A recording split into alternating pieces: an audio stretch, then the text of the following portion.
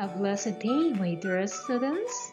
Welcome to Practical Research 1, and be blessed as we explore the world of research.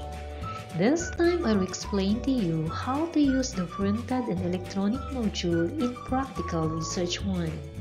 Sa pamamagitan nito, masasagot ang inyong mga katanungan kung ano ang module na gagamitin natin sa subject na ito. Ano ang mga bahagi nito, nilalaman at magagawaing marapat niyong tapusin sa itinakdang oras at araw.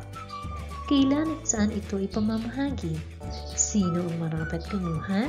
Kanino kukunin at kanino marapat ibalik matapos ang itinakdang napagkasunduang oras at araw sa pulong sa pagitan ng paaralan at ng inyong mga minamahal na mga magulang. Our supplementary learning materials, which is also called self-made learning materials, are anchored in the most essential learning competencies taken from the curriculum guide prescribed by the Department of Education. The MELs are unpacked into smart learning objectives based on Bloom's revised taxonomy of learning to make the essential lesson content more comprehensible for the learners. It is categorized into two, the regular module written in English and the intervention module written in Filipino. Ang dalawang module na ito ang magiging gabay ninyo sa inyong buhay pag-aaral sa pananaliksik hanggang matapos ninyo ang buong semester ng may kahusayan.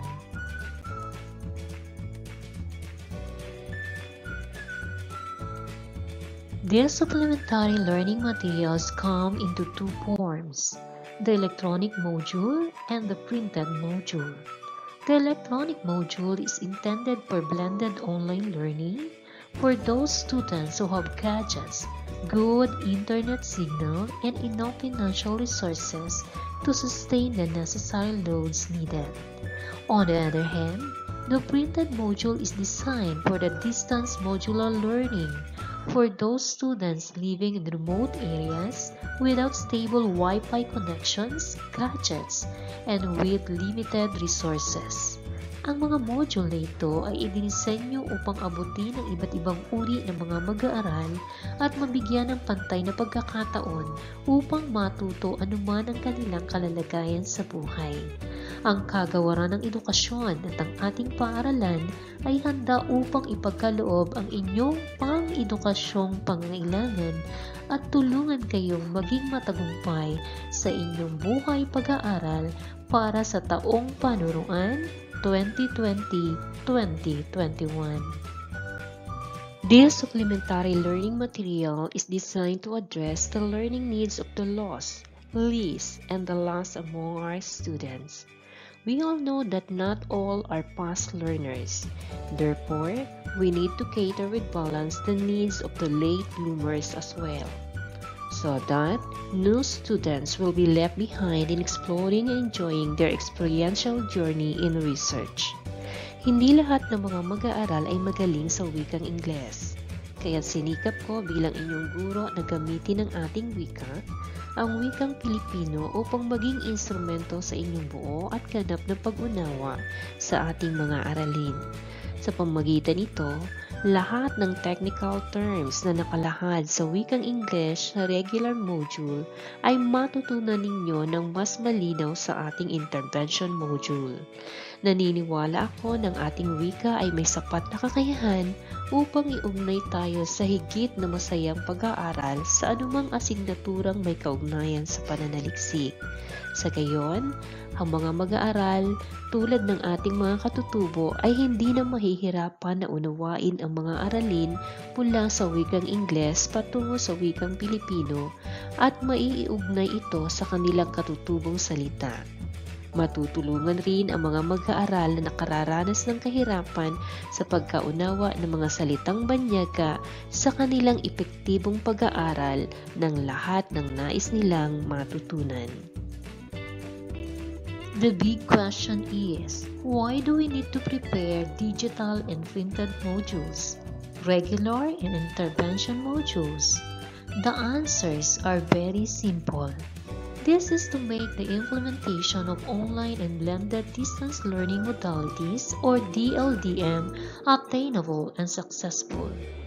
Blended and online learning offers flexible time frames that can be personalized to each person, offering its learner the ability to learn at their own pace, maximize all the available technologies and resources, and open doors of collaboration with various school stakeholders. Alam natin na hindi lahat ng lugar ay may stable Wi-Fi connections. Hindi lahat ng mag-aaral ay may sapat na kakayahan na bumili ng gadgets. Hindi lahat ng lugar ay abot ng teknolohiya. At hindi lahat ng mga mag-aaral ang hilig o interes ay mag-online study. Kaya, para matugunan ang pang-edukasyong pangangailangan ng bawat mag-aaral, anumang estado nila sa buhay, malayo man o malapit, sinikap ng inyong guro na bumuo ng iba't ibang uri ng module. Ang digital module ay para sa mga mag-aaral na may kakayahan, pagkakataon, at pumili mismo ng online learning. Ang printed module naman ay para sa mga mag-aaral na walang-wala at nangangailangan ng ating pag-abot sa kanila. Ang mga mag-aaral na hilig ay magbasa at ang mga mag-aaral na nasa malayong lugar at walang maayos na koneksyon para gumamit ng iba't ibang gadgets o teknolohiya. Gayun din naman, ang regular module ay isinulat sa wikang English para sa regular subject presentation dahil ang practical research 1 talaga ay English-based. Ngunit, dahil sa tunay na realidad na hindi naman lahat ng mga mag-aaral ay may sapat na kakayahan upang matuto gamit ang wikang English, naglaan ako ng panahon upang bumuo ng isang module gamit ang wikang Pilipino upang maging daluyan ng mas malalim na pagkatuto ng bawat isa sa inyo. Ang nilalaman nito ay kapareho rin ng regular module. Iyaman lamang, wikang Pilipino ang medium na ginamit. Wika nga, ang wikang Pilipino ay solusyon upang maabot ang makabuluhang pagkatuto ng bawat mag-aaral na Pilipino. Pilipino ka, Pilipino ako, kaya aabutin kita gamit ang wika ng ating maharlikang bansa. What are the benefits of blended and online DLDM to you as my students? First, it increases students' interest in various media. Second, it gives students focus for longer time. Third, it provides students autonomy and leadership. Through the use of various media, including technology at all forms, your interest will be instilled to have vast opportunities to access data in the internet or in printed resources provided by your teachers to explore research. It will also increase your ability to set strategic academic goals and assume responsibility of your own learning, which develops an ability that will be adaptable across all subjects. Ano ang ibig sabihin nito? Sa pamamagitan ng paggamit ng iba't ibang uri ng teknolohiya tulad ng TV, laptops, cellphones, radio, iPhones, mga aklat at iba pang babasahin, ang iba't iba ninyong interes ay matutugunan. Dahil may kalayaan kayong pumili ng inyong angkop na oras para sa inyong pag-aaral, maaari inyong gawin ang inyong iba't ibang aralin sa inyong napiling pinakamahusay na panahon at oras. Dagdag pa rito, matututo kayong maging isang mabuting leader kung paano ninyo pamahalaan ang inyong mga sarili sa panahon ng inyong pag-aaral. Magkakaroon kayo ng sariling pagpapasya kung paano kayo matututo ng may kasiyahan at may pansariling pananagutan. Aside from the previous benefits, online and blended DLDM enables students to learn at their own pace, empowers students' mentoring ability, and prepares students for the future. online and blended DLDM also offers you flexible time, where you can learn in your own pace in your most convenient time with your chosen tutors, companions, or peers at home. You can also exercise your mentoring ability to guide and direct your friends and fellow schoolmates, aside from your own classmates. It prepares you for the future, helping you develop your multimedia skills, research skills, technology-based communication skills, and managerial skills. Ano ang ibig sabihin nito? Sa pamamagitan ng online and blended distance learning delivery modalities, matutuklasan ninyo na kaya pala ninyong maging independent learners at matututo kayo ayon sa kung ano ang angkop para sa inyo. Pinalalakas din ito ang inyong kakayahan na maging young mentors para sa inyong mga kaklase, kaibigan at para sa sinumang nangangailangan ng inyong assistance sa pag-aaral sa panahong hindi ka agad makatutugon ng madalian ang inyong mga guro at guardians o tutors sa bahay.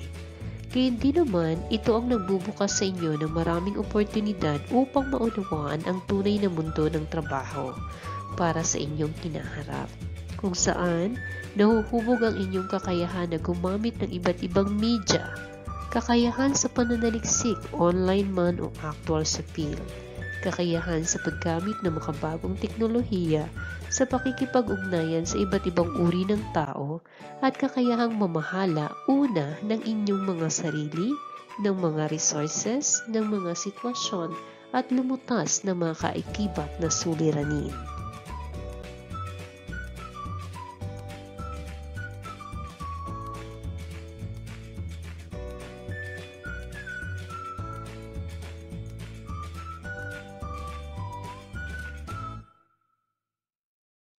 These digital and printed supplementary learning materials will be beneficial to learners if they will have familiarity with its parts, contents, and sequences of activities given. Kung ganap ninyong mauunawaan at susuriing mabuti ang mga bahagi ng ating regular or intervention module, digital man ito o printed, malaki ang maitutulong nito sa inyong pag-aaral. Hindi kayo malilito o maliligaw man sa lahat ng inyong gagawin. Dahil dito, mas malaki ang posibilidad na makapagbasa kayo ng mga takdang gawain sa takdang oras upang magkaroon ng mas mataas na mga marka. Since the supplementary learning materials are anchored on the most essential learning competencies, its content is selected thoroughly from various reliable sources, making it complete and concise. Moreover, it is a learner-friendly material, with appropriate sequence of activities, summarized contents, clear and specific instructions, with teacher icons and other graphic illustrations, and it is written both in English and Filipino language. The 2-week module from the original 50 pages was reduced to 20 pages for electronic and 10 pages for printed supplementary learning materials. Mga mag-aaral, dapat ninyong maunawaan na ito ay nakapundasyon o nakaangkla sa mga pinakamahalagang kakayahang pampagkatuto o most essential learning competencies, kung saan ang nilalaman nito ay kinuha, sinuri at pinili mula sa mga reliable na mapagkukunan. Ito ay ibinuod at isinulat sa mas angkop na forma upang maunawaan ninyo ang bawat aralin ayon sa inyong level. Naglalaman ito ng iba't ibang gawain na may malinaw na panuto, mga larawan upang abutin ang lalim ng inyong imahinasyon at pag-iisip. At higit sa lahat, sinulat ito gamit ang 2 wika para sa higit ninyong pag-unawa. Ang pang-2 linggong module na may kabuuang 50 pahina ay siniksik upang maging 20 na lamang sa digital at 10 pahina naman para sa printed module, dala ng limitadong pondo ng ating paaralan upang tugunan ang pangangailangan ng ating libu-libong mga mag-aaral. As we go deeper, another important question is, what are the essential parts of Practical Research 1 digital and printed modules? To answer that, the essential parts of Practical Research 1 digital and printed modules are: first, learning competency and learning objectives. Aside from the cover page, preface, introduction, and lesson title, essential features of the digital and printed modules are the presentation of the learning competency and learning objectives. Maliban sa mga nauna nang nabanggit na mga bahagi, ang supplementary learning materials natin sa Practical Research 1, matapos ang pamagat ng bawat aralin, ay ang paglalahad ng mga learning competency o kasanayang pampagkatuto na siyang susukat sa kung ano ang marapat matutunan ng mga mag-aaral sa bawat aralin. Inilalahad rin ang malinaw na mga learning objectives o mga layunin sa pag-aaral upang maipakita sa mga mag-aaral ang kahalagahan ng pagsasagawa ng mga laang gawain upang matamo ng may kahusayan ang mga kasanayang pampagkatuto na inilaan para sa bawat aralin. Another essential parts of Practical Research 1 digital and printed modules are the free activity and the lesson content.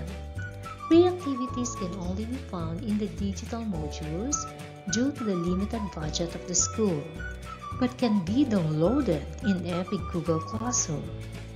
Both the digital and printed module have the same lesson content. Ang lahat ng free activities o mga panimulang gawain ay masusumpungan lamang sa mga digital modules dahil sa kakulangan ng sapat na pondo ng paaralan. Subalit, ang buong lesson content o ang mga dapat matutunan ng mga mag-aaral ay iningatang mapanatili ng buo at walang kulang para sa lubos na pagkatuto ng bawat isa. Ang mga free activities ay maaaring ma-download ng mga mag-aaral sa kanilang mga Google Classrooms, FB group page, or personal messages via Messenger. Ang bawat free activities ay inilaan para sa mga mag-aaral upang sukatin ang kanilang mga dati ng kaalaman at karanasan sa pananaliksik. Gayun din naman, ang mga dati na nilang natutunan sa mga naunang mga aralin. Ang lesson content ay magbibigay naman sa kanila ng kabuuang impormasyon patungkol saan ang bawat gawain. Ito ang magtuturo sa kanila ng bawat konsepto at mga prinsipyo na kalakip nito na magagamit nila sa pang-araw-araw na buhay mula sa bawat aralin. Additional essential parts of Practical Research 1 digital and printed modules are the application activity and the assessment and evaluation. Like the free activities, application activities can only be found in the digital modules due to the limited budget of the school, but can be downloaded in every Google Classroom. Both the digital and printed modules have the same assessment and evaluation learning exercises. Tulad ng mga pre-activities, ang lahat ng application activities o mga pagsasabuhay na gawain o aplikasyon ng mga natutunan ng mag-aaral ay masusumpungan lamang sa digital modules dahil sa naunang kadahilanang nabanggit. Ang mga gawain dito ay susuri at susukat sa mga natutunan ng mga mag-aaral kung kaya nilang ilapat sa aktwal na kalalagayan ang mga aralin na kanilang natutunan. Tinawag itong pagsasabuhay na gawain sapagkat isa ito sa magpapatunay kung may natutunan o wala ang mga mag-aaral matapos isagawa ang paglalago o generalization ng bawat gawain. Samantala, Ang assessment and evaluation learning exercises ay inilaan upang bigyan ng kaukulang marka ang kabuuang natutunan at nagawa ng mga mag-aaral matapos ang buong aralin. Ito ay itatala ko bilang guro upang magkaroon ako ng objective monitoring ng end grading patungkol sa kanilang learning progress o pang-akademikong paglago. Sa gayon, magiging patas para sa lahat ng mga mag-aaral ang pagmamarkang gagawin sa buong taong panuruan. The last but not the least essential parts of Practical Research 1 digital and printed modules are the rubrics and the activity sheets. Specific and clear rubrics written in English and Filipino language are set forth for objective assessment and evaluation of the learner's outputs to ensure that the learning competency and learning objectives will be achieved even by the late bloomers. Ang mga rubric sa mga batayan sa pagmamarka ng bawat guro para sa mga outputs ng bawat mag-aaral ay masusi at masuring binuo upang maging fair and objective ang pagbibigay ng guro ng marka sa bawat mag-aaral. Makatutulong rin ito upang malaman ng mga mag-aaral ng mas maaga at mas malinaw ang mga inaasahan ng kanilang guro sa pananaliksik. Sa gayon, maiaangkop ng bawat mag-aaral ang kanilang mga napiling strategies upang makakuha ng mas mataas na mga marka. Ang gawain para sa assessment and evaluation exercises ay ilalagay naman ng mga mag-aaral o isusulat sa bawat activity sheets. Ito ay naglalaman ng kanilang buong pangalan, taon at seksyon, lagda ng kanilang mga magulang, petsa kung kailan ginawa at ipinasa ang bawat takdang gawain at ang puwang para lagyan ng kaukulang marka ng guro. Nakasulat din dito kung pangilang activity na ang kanilang ginawa at sa ibang babahagi nito, naroon isusulat ng bawat mag-aaral ang bawat gawain na hinihingi mula sa kanila para sa bawat aralin. As your teacher in Practical Research 1, in order to have a strategic monitoring of your learning progress, I have prepared for you your individual learning monitoring plan. What are these? Students' individual monitoring plans were also prepared for your section to monitor the learner's learning status, the learner's needs, and the intervention that must be provided. These monitoring plans will serve as concrete guide in helping learners achieve the target academic goals. Mga mag-aaral, ang individual monitoring plan ang gagamitin ko upang magkaroon naman ng objective monitoring, evaluation, intervention na gagawin para sa inyo. Alam ko na lahat kayo ay may academic goals. Gayun din naman, nauunawaan ko na ang bawat isa ay may kahinaan at may kalakasan. Dahil dito, isa sa mga pangunahing tungkulin ko na tulungan kayo na maabot ang lahat ng inyong academic goals. Marami sa inyo ang nagnanais na makatapos ng with flying colors and golden laurels. Dahil dito, kasama ninyo ako upang matamo ang mga pangarap na iyan. In order to further ensure the success of your learning experiences, Facebook Research Group page, Google Classrooms, and hybrid record system were prepared for your convenient studying and regular tracking of your learning achievements. You can access anytime, anywhere, your desired data for your academic growth. Just ensure you will not give to anyone else your access to these systems. Ang inyong guro ay nihanda ang lahat ng ito upang maging madali ang inyong pagda-download ng inyong digital module na naipost ko na noong nakaraan ng buwan ng Hulyo. Samantala, ang inyong mga gurong tagapayo naman ang lubos na nakakalam kung kailan, saan at kanino kukunin at ibabalik ang inyong printed modules na nakalagay sa inyong learning kits para sa panuruang taon 2020 to 2021. Mangyari na regular kayong makipag-ugnayan sa kanila ukol dito. Kaugnay ng pagbabasa ng mga digital outputs ninyo, just turn in them in your respective Google Classrooms para sa organisado at maayos na pagmamarka ng mga ito.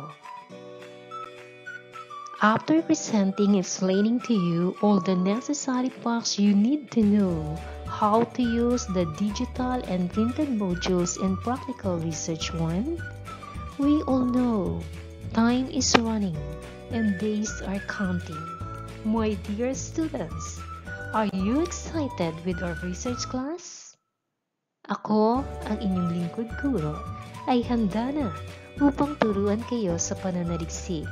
Ang tanong, handa ka na ba? I, your existentialist, naturalist, intrapersonal, linguist research teacher, ay minsan pang nag-iiwan ng isang dakilang hamon para sa lahat.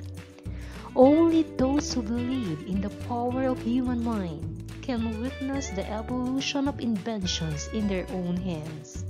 The world is looking for one great researcher, no other than you. Tinatanggap mo ba ang hamon kong ito?